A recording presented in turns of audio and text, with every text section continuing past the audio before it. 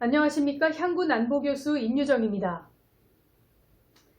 지난 2주간에 있었던 국내외 주요 안보 관련 소식을 국내 상황과 국제, 북한, 평가 및 전망 순으로 전해드리겠습니다. 먼저 국내 정세입니다. 국방부 관계자는 6일 다음 달 발간할 윤석열 정부의 첫 국방백서인 2022 국방백서의 초안에 북한 정권과 북한군은 우리의 적으로 규정하는 표현이 부활한다고 밝혔습니다. 이어 핵개발과 군사적 위협을 지속하고 있는 북한 정권과 북한군은 우리의 적임을 분명히 인식할 수 있도록 국방백서에 명기할 것이라며 구체적인 문안은 현재 검토 중이라고 언급했습니다. 이러한 초안이 유지된다면 2016년 이후 6년 만에 다시 북한 정권과 북한군을 적으로 명확히 하는 셈이 됩니다. 우리 군 당국이 북한군의 12월 5, 6일 연이틀 포격 도발과 관련해 북한이 9.19 합의를 위반해 해상 포사격을 반복하는 행위는 결코 용납될 수 없다며 그에 따른 모든 책임이 북한에 있다는 점을 분명히 하면서 엄중 경고에 나섰습니다. 그동안 북한은 한미 전력의 사격훈련을 크게 문제 삼지 않았으나 올 9월부터는 태도를 바꿔 우리 군과 주한미군이 참가하는 훈련 때마다 비난과 도발을 반복하고 있습니다. 이에 우리 군은 연이틀 동서해상 북한의 포병 사격에 대해 9.19 군사합의 위반 및 즉각 도발 중단에 관한 경고통신을 수회 실시했으며 하차면 우리 군은 한미 간 긴밀한 공조하에 관련 동향을 추적 감시하면서 만일의 상황에 대비하여 대비태세를 강화하고 있다고 밝혔습니다. 다음은 미국 관련 소식입니다. 사브리나 싱 국방부 부대변인은 현지 시간 7일 브리핑에서 제이크 설리번 국가안보보좌관이 지난달 브리핑에서 북한의 도발이 계속될 경우 영내 미군의 군사력을 강화할 수밖에 없다고 한 말을 언급하며 중국이 북한 설득에 나서줄 것을 요구한 것과 관련한 질문에 미국 정부는 북한에 대한 중국의 관여를 환영한다고 말했습니다. 싱 부대변인은 로이드 오스틴 장관이 앞서 북한 문제 긴장 완화를 위한 중국의 관여를 환영한다는 입장을 밝혔다며 북한의 미사일 발사와 모든 실험은 영내 안보를 불안정화한다고 강조했고 북한의 지속적인 도발과 관련 이를 저지하기 위한 중국의 적극적인 관여와 역할을 거듭 촉구했습니다. 유엔에 따르면 현지 시간 7일 개최된 제77차 유엔 총회 본회의에서 북핵에 관한 규탄 결의안들이 잇따라 통과됐다고 공개했습니다. 북한의 추가 핵실험 자제를 촉구하고 핵무력 법제화를 우려하는 내용의 결의안들이 유엔 총회에서 압도적으로 채택됐으며 이들 결의안은 안보리 결의와 달리 법적 구속력은 없지만 북한을 제외한 대부분의 나라들이 압도적으로 찬성할 만큼 북한을 간접 압박할 수 있을 것으로 기대됩니다. 다음은 중국 관련 소식입니다. 미국 국방부가 최근 발표한 2022년 중국 군사안보 보고서에 중국은 작전 가능한 핵탄두가 400개가 넘을 것이라며 계속 핵 확장에 나서면 2035년까지 핵탄두 1,500개를 실전 배치할 것이라는 예상에 중국 국방부가 국방정책과 군사전략을 왜곡했다며 발끈하고 나섰습니다. 현지 시간 6일 탄커페이 중국 국방부 대변인은 미국의 보고서는 중국의 국방정책을 왜곡하고 군사력 발전을 억측하며 대만 문제 관련 중국의 내정에 간섭했다며 이른바 중국 위협론을 과장하는 상투적인 수법으로 강한 불만과 결연한 반대를 표시한다는 입장을 담은 담화를 발표했습니다. 시진핑 중국 국가주석이 7일 사우디를 방문해 살만 빈 압둘 아지즈 알 사우디 국왕, 무함마드 빈 살만 왕세자와 회담을 가졌습니다.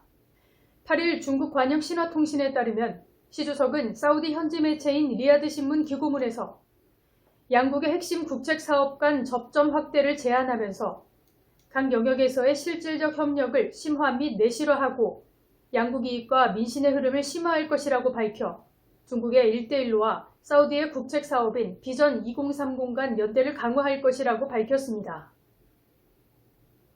시 주석은 또 중국은 이번 방문을 계기로 사우디와 전면적 전략 동반자 관계를 강화해 시종 서로 이해하고 지지하며 독립자주를 공동으로 재창하며 외부 간섭에 함께 반대할 것이라고 덧붙였습니다. 다음은 러시아 관련 소식입니다. 현지 시간 6일 볼로디미르 젤렌스키 우크라이나 대통령이 동부 돈바스 지역의 최전선 도시를 방문했다고 AFP 로이터 통신이 보도했습니다. 젤렌스키 대통령은 6일 자신의 텔레그램을 통해 우크라이나 국군의 날을 맞아 동부 도네츠크주의 슬라비안스크를 방문해 전사자를 추모하고 병사들을 격려한 영상을 공개했으며 점령 중인 도네츠크와 루한스크를 포함해 크림반도까지 되찾겠다고 공언했습니다. 블라디미르 푸틴 러시아 대통령이 또 핵전쟁 가능성을 언급했습니다. 현지 시간 7일 로이터 통신 등에 따르면 푸틴 대통령은 7일 열린 인권이사회 연례회의에서 러시아는 핵무기를 방어수단이자 반격수단으로 간주한다며 핵전쟁 위기가 고조되고 있다고 언급해 우크라이나 전쟁이 길어질 수 있음을 시사했습니다. 다음은 일본 관련 소식입니다.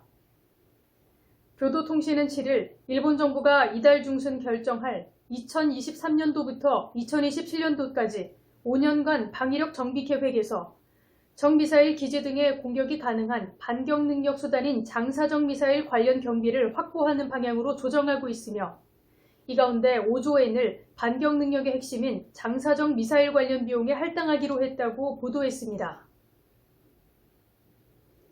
현지 시간 8일 요미우리 신문 등 일본 현지 언론은 일본 정부가 이달 개정하는 외교안보 정책 지침인 국가안전보장 전략에서 북한을 중대하고 임박한 위협으로 규정하기로 했다고 보도했습니다. 일본 국회는 지난 10월 북한의 탄도미사일이 자국 상공을 통과한 데 대해 일본 안보에 중대하고 임박한 위협이고 국제사회의 평화와 안정을 위협하는 행위로 절대 용납할 수 없다는 내용의 규탄 결의를 채택한 바 있습니다. 다음은 북한 관련 소식입니다.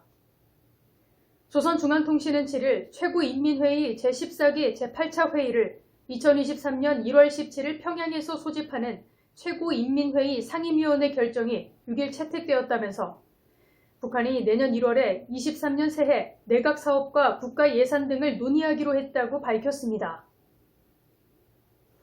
이는 북한이 이달 하순으로 예정된 노동당 중앙위원회 전원회의에서 내년 사업의 방향을 결정한 뒤 곧바로 내년 1월 최고인민회의를 통해 의결하고 세부 예산을 논의하겠다는 의도로 풀이됩니다. 북한의 노동당 기관지 노동신문은 8일 일면 기사에서 2022년은 전당 김일성, 김정일주의화를 새로운 높은 단계에서 더욱 힘있게 다그쳐 나가는 데에 획기적인 이정표를 세운 우리 당 역사에 특기할 사변의 해라며 올해를 노동당 역량 강화에서 획기적 변화를 만들어낸 해로 평가했습니다. 이런 첨예한 상황을 종합적으로 평가해보면 세계적으로는 미중러 등 동서냉전과 세계 경제 불황의 지속으로 총체적 난국에 직면해 있는 형태며 신냉전 구도가 심화될수록 국제역학 관계에서 북한 변수의 중요도는 당분간 약화된 상태로 지속될 가능성이 높은 것으로 보입니다. 그리고 북한은 미사일 및 핵능력 고도화에 주력함으로써 한반도 교착 상태는 장기화될 것이며 특히 핵 및 미사일 능력 강화는 한국과 미국에 대한 압박과 교섭 능력 강화를 위한 지렛대로 활용하기 위해 수위를 더욱 높일 것으로 판단됩니다. 이에 반해 국내적으로는 북한의 핵 및 미사일 능력 고도화에도 불구하고 우리가 대적할 만한 마땅한 카드가 없다는 것이 큰 난제임과 동시에 더욱 우려스러운 것은 북한이 연일 발사하는 미사일이 우리 국민들에게는 일상화되어 안보의식 불감증이 최고조에 이르렀다는 겁니다. 결론적으로 동서신냉전 구도가 격화됨으로써 한미일 협력이 더욱 공고화되어 남북한의 문제가 약화되어 관심 밖으로 벗어날 가능성이 높으며 이에 따라 우리는 북한과의 접점을 마련하기 위한 돌파구가 마땅치 않다는 것도 큰 난제입니다. 이상으로 향군 주간안보 정세를 마치겠습니다. 감사합니다.